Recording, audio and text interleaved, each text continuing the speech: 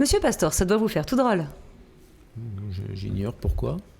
Non, ça vous fait pas tout drôle Non. de vous remettre au boulot après ces 2 dernières années de crise sanitaire qui ont plombé les festivités. Oui, non, mais c'est vrai que là, c'est plus le même rythme. Mais en fait, bon, le boulot, on bosse toujours, mais c'est vrai que le rythme est assez soutenu actuellement pour préparer la saison qui arrive. D'accord. On va parler de ce qui va arriver bientôt en mai. Un mot sur le spectacle qui portera le nom d'Adrien, la guerre des Pictes. Oui. C'est la société Edéis qui s'occupe désormais d'organiser les spectacles romains dans les arènes. Avant, c'était Culture Espace. Exact. Qu'attendez-vous de votre nouveau délégataire ? J'attends beaucoup, mais je crois que c'est la ville entière qui attend sur cette manifestation qui a pris place depuis pas mal d'années. C'est une manifestation familiale, c'est une manifestation très agréable. On est début mai. Et puis, c'est une manifestation qui a été présentée aux Nîmoises et aux Nîmois depuis pas mal d'années, de qualité. Vous avez des craintes quand même sur l'organisation parce que Culture Espace était rodé à l'exercice ? Non. Je l'ai dit, on m'a très souvent posé la question. Je n'en ai pas. Ce sont des professionnels qui se sont entourés de professionnels de la culture, de la gestion, des reconstitutions, avec des techniciens, des experts, notamment Monsieur Tessier. L'organigramme est resté identique. Oui. Non, j'ai pas de doute à mettre sur là-dessus. Alors, est-ce qu'en parallèle des spectacles, il y aura des animations ? Selon nos informations, la ville de Nîmes dévoilera le programme des festivités le 15 février. Comment allez-vous faire plaisir aux Nîmois et aux autres visiteurs ? Vous êtes bien renseigné, Objectif Gare. C'est exact. Source, vous avez de très bonnes sources. C'est exact. On va remettre, on va dire, la voilure à l'identique de ce qu'on a pu connaître 2017-2018 avec beaucoup de participation et de spectacles dans les rues. Alors, ce sera 3 délégations, exactement, 3 délégations qui sont à l'œuvre. Mes collègues Sophie Roule à la culture, ma collègue Valentine Volbert au commerce et moi-même. Et puis, 3 spectacles, vous connaissez le titre, Adrien et la bataille des Pictes. Est-ce qu'on aura aussi le village romain près des Carmes ? Vous verrez, je pense que vous n'êtes pas très loin de la vérité. Pour ne pas nous mentir au Nîmes. Voilà, exactement. Bien ce village. Exactement, il aura l'occasion et puis on le dévoilera le 15. Mais l'ambiance sera la fête, ça fait du bien un peu de pouvoir renouer avec ces festivités. Oui, on va attaquer très tôt cette année. On va attaquer alors d'abord le premier week-end d'avril où on présentera début mars le printemps de la fission avec un projet taurin avec deux noyades San Picador et puis pas mal d'animations taurines avec l'animation et la collaboration des clubs taurins. Un concert qui n'avait pas pu avoir lieu en 2020-2021, c'est avec le Cercle. Donc on est sur de la techno, on est sur de la valorisation du patrimoine et ça ce sera le lundi 20 avril, mais j'aurai l'occasion de vous en parler. Un concert qui sera diffusé mondialement, d'ailleurs, et qui aura lieu dans les arènes de Nîmes. Exactement, et je vais vous donner une petite info, on aura le premier concert sur lequel on aura une scène 360 degrés. D'accord. On parle de la Feria de la Pentecôte. On y va. Allez, Coralie, je vous en prie. Qui fête ses 70 ans. 70 ans. Bien. L'affiche sera dévoilée cette semaine et certaines de nos sources, là aussi précieuses et fidèles, nous disent que ce serait un artiste nîmois contemporain. Alors, qu'est-ce que vous pouvez nous dire sur cette affiche ? Alors, c'est une affiche taurine. Pour vous dire, le fait est ce que... Bon, c'est une affiche taurine, voilà. On reconnaît très bien, on voit très bien. C'est la carte postale de la Feria. Elle est courageuse, elle montre le courage du torero. Oui. Et c'est pas ce qu'on a pu connaître l'année dernière, où on était sur un ex-voto, le songe d'un torero qui imagine, y aura-t-il des taureaux cette année ou pas ? Avec Serena Caron. Voilà. Là, on est dans la vérité. C'est une affiche de courage. Voilà. Bon, on n'en saura pas plus. Non. Bon. En tout cas, vous y travaillez ? Oui. Sur cette question autour de la Feria des Pentecôtes. Je présume qu'effectivement, ce sera une feria très importante puisque c'est la première grande feria qui va renouer, probablement on l'espère, avec le spectacle sans trop de problématiques Covid. Sans trop de problématiques Covid, pardon. Voilà, une feria normale où on prépare le 70e anniversaire, où le délégataire Simon Casas, Production France, est au boulot depuis pas mal de mois justement pour concocter un très beau programme. Et puis voilà, on a très hâte d'y être. Alors pour rester sur les taureaux, parce qu'on a regardé, vous savez, ce petit programme qui ne nous quitte pas de 2020. Jean-Paul Fournier, le maire de Nîmes, avait promis de construire un nouveau choral. Oui. Alors, est-ce que vous travaillez sur ce sujet et où est-ce qu'on en est surtout ? Alors, on est sur la problématique. On a pas mal avancé sur le sujet. On est sur des arbitrages. Alors, juste peut-être pour ceux qui nous regardent et qui ne connaissent pas forcément le monde de la tauromachie, le choral, c'est l'endroit où on met les taureaux. Les expliquez-nous. C'est exact. Une semaine, 10 jours avant, les taureaux arrivent d'Espagne, où le public peut les voir. Et puis, c'est là où on fait le sorteo. Et les gens peuvent venir les voir gratuitement. L'idée, c'est un engagement de Jean-Paul Fournier. Vous savez, l'engagement politique et taurin de Jean-Paul Fournier. Il aime les taureaux. C'est un vrai aficionado de Jean-Paul Fournier, qui a été un projet de chorale municipale. Vous connaissez le lieu, puisque ça a été dévoilé à plusieurs reprises. C'est sur le domaine de Valongue. Voilà. Et là, actuellement, nous sommes déjà sur la deuxième phase de travail. Ouais. Et j'ai prochainement une réunion de travail, notamment avec M. le maire. Mais ce serait pour quand ? Excusez-moi, juste, ce serait pour quand ? On est à l'horizon 2023-2024. Parce que là, pour l'instant, on rappelle que le délégataire Simon Casas utilise ceux de la route de Beaucaire. Et donc, il paye un loyer. Il paiera un loyer à la ville de Nîmes ? Alors, je ne sais pas encore comment les choses se préfigurent. Là, le dossier avance très très bien. Je dois rendre avec le directeur général de service une réunion sous peu. Voilà, les choses avancent bien.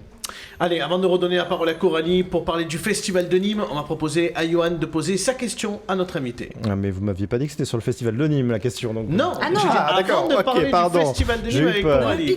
Alors je vais en revenir à des questions politiques.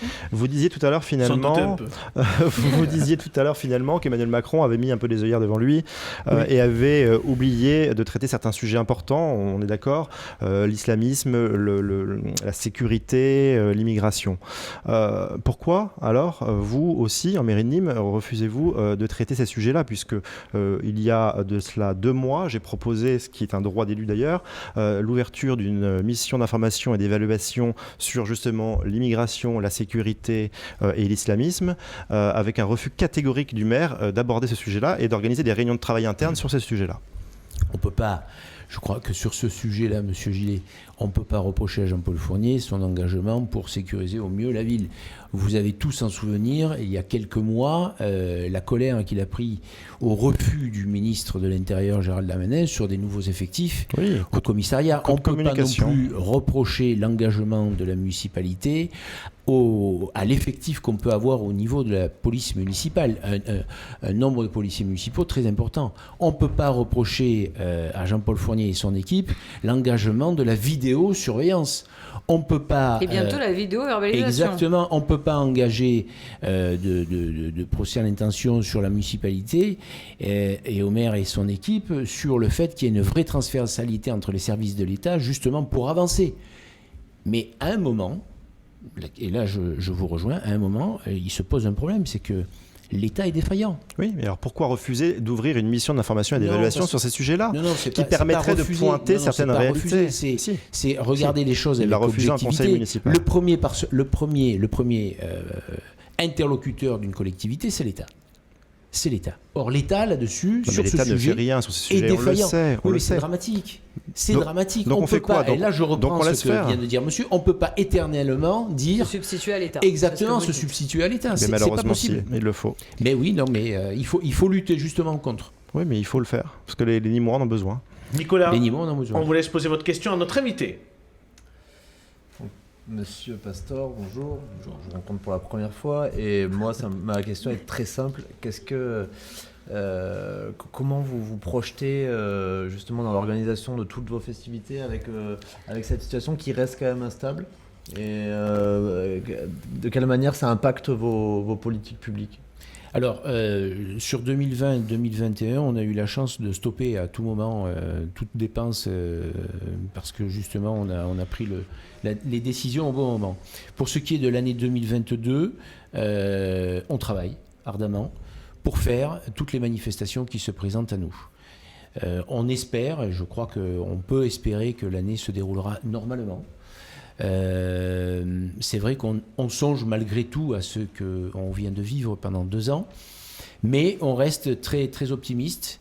Voilà, comme l'a dit Coralie, on a la feria qui se préfigure, on a un magnifique festival de Nîmes cet été. Mais vous avez engagé les dépenses peut-être pour revenir, oui, c'est vrai que sur la question, en ce sens du coup. Oui, on a engagé, vous savez, le budget des festivités, c'est quelque chose un budget qui est assez important, vous l'avez vu pour les fêtes de fin d'année, on n'était pas encore sorti de la crise, mais Jean-Paul Fournier a joué le pari aussi d'animer et d'associer la vie économique de la ville sur des animations pendant les fêtes de fin d'année. C'est un pari. Voilà. on parie justement pour cet engagement. Et aussi pour faire revenir les touristes dans la ville. Pour faire revenir les touristes, pour re-engager et pour relancer la machine. On va parler du festival de Nîmes. Juste, j'avais une question. La chanson de l'année de TF1, ils vont revenir 2023. Un jour ou pas 2023. On est sur les discussions avec 2023. En fait, avec le Covid, DMLS TV a été obligé de le faire au Louvre. Je ne sais pas si vous vous souvenez l'année dernière. Ils ont une invitation sans public. Ça n'a pas été... grand désespoir d'Abdel, d'ailleurs. Ça n'a pas été génial pour eux. Ils ont une invitation à rendre. Donc, en principe, 2023, on devrait avoir le retour de la chanson de l'année. Des chansons de l'année, c'est un moment et c'est un concert très important pour les Nîmois. On rappelle que c'est un concert gratuit pour les Nîmois. Très important parce qu'on est sur plusieurs jours et vous le dites très justement, la gratuité est super importante. Coralie, 2 mots très rapides sur le festival de Nîmes d'abord. Très rapide, qui n'est pas gratuit. Du coup, il s'organise sur les mois de juin et de juillet. Oui. Là aussi, après 2 ans de crise, dans quel état d'esprit vous avez préparé l'édition 2022 ? Pareil, un challenge, hein, vous avez vu les dates qui sont sorties très tôt déjà. C'est la marque un petit peu du Festival de Nîmes, c'est-à-dire que le principe c'est au mois d'octobre déjà de commencer à lancer les dates. Pourquoi ? Parce que l'enveloppe elle est sur le sapin de Noël et ça c'est super important, la commercialisation d'un festival. Aujourd'hui on est déjà à presque 120 000 places de vendues, quoi. Il n'y a aucun festival en France qui a autant de places vendues. Des concerts quasiment complets pour Orelsan, oui, Stromae. 5 déjà qui sont pratiquement complets, Orelsan, Sting, Stromae. Donc il reste encore quelques places, mais les jauges des autres concerts sont assez élevés aussi. Alors on l'a vu, Florent Pagny est atteint d'un cancer, il devait être à Nîmes le 9 juillet. Est-ce que vous l'avez trouvé ? Vous avez trouvé un remplaçant ? Alors je sais que, moi j'ai reçu le mail de Adam Productions sur malheureusement l'état de santé de ce grand artiste. Pour l'instant on reste sur les dates qui sont programmées. Pas de remplaçant. Quand on a préparé l'interview avec Abdel, c'est vrai qu'on se demandait, le festival de Nîmes aujourd'hui il y a 20 dates, en 2014 je crois qu'il y en avait 4-5. 8. Combien ça coûte pour la ville de Nîmes d'organiser un tel festival ? Les retombées financières sont énormes. Elles sont énormes, hein, puisque la jauge d'un concert, c'est 11 500 places. Ouais. C'est la garantie de la nuitée ou de la double nuitée. Alors ça, c'est les retombées. Nous, on vous parlait avant des dépenses qu'il faut quand même engager. Les dépenses, vous avez une structure de scène qui coûte environ 300 000 €. Puis vous avez un principe de délégation de service public où le délégataire reverse une redevance. Vous en sortez financièrement ? Oui, c'est une vitrine magnifique. Vous imaginez C'est une opération blanche ou non, vous sortez plus d'argent, la mairie de Nîmes ? Non, c'est une réalisation qui s'équilibre. D'accord. Il y a une avance énorme qui est faite de la part du délégataire, parce que je vous rappelle que quand même, surtout sur l'édition 2022, il y a un hébergement de places qui se fait depuis 2020. On a des reports qui se font de 2020, 2021, voire 2022, donc un coût de production qui est colossal pour Adam Productions, et il faut le souligner. Allez, un tout dernier mot. Politique. Plus politique, Coralie. Sur vous, oui. On l'a fait avec Pascal Gourdel hier, parce que c'est intéressant aussi de savoir un peu qui sont nos adjoints. Vous avez été élu en 2014 sur la liste de Jean-Paul Fournier, d'abord comme conseiller municipal délégué, et puis comme adjoint après le divorce avec Yvan Lachaud. En parallèle, vous êtes surveillant de prison, major pénitentiaire. Alors, est-ce que, Monsieur Pastor, vous avez de l'ambition politique ou vous vous mettez au service de ceux qui en ont ? Je suis au service de Jean-Paul Fournier. Je suis un soldat, j'aime ce que je fais. Je le remercie tous les jours de la confiance qu'il me fait sur des délégations que j'aime. Je ne vous cache pas que les taureaux, c'est une grande partie de ma vie. Les festivités, c'est génial. On travaille avec des gens super intéressants. Vous pourriez continuer encore 10 ans ? Voire plus. Et avec quel maire, du coup ? J'en sais rien. Monsieur Proust ou Monsieur Plantier ? J'en sais rien. Je ne me pose pas la question. Je vis carpe diem. Je vis le moment présent.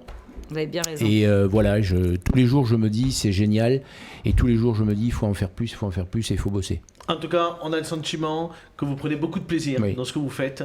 Et ça se ressent. Merci beaucoup, Monsieur Pastor.